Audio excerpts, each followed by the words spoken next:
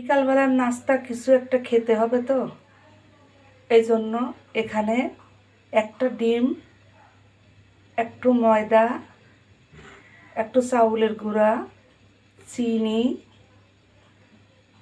Table চামচে 1 চামচ গুঁড়া দুধ দিয়ে মেখে নিছি। এবারে এই পিঠাগুলো তৈরি করব। তেল গরম হয়ে গেছে,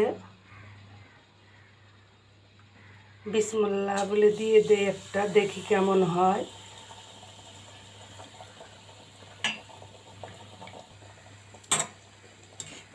পিঠাটা উল্টাই দিব।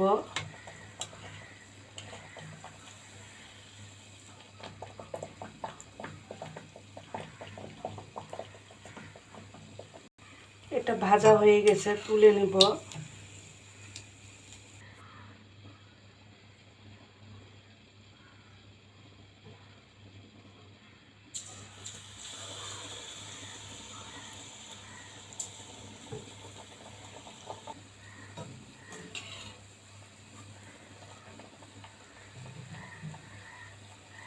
হয়ে গেল বিকালবেলা অল্প খরচে ঝটপট নাস্তা তৈরি করা। আপনাদের ভাইয়া গার্মেন্টসে চাকরি করে, 7টায় ছুটি হয়, অনেক সময় 5টায় ছুটি হয়। বাসায় এসে বলে কি, নাস্তা কিছু আছে নাকি দাও, অনেক ক্ষুধা লাগছে।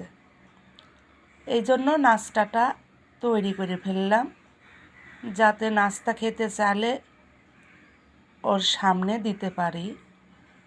আপনারাও এভাবে ঝটপট নাস্তা তৈরি করি খেয়ে দেখবেন, আশা করি ভালো লাগবে। আল্লাহ হাফেজ।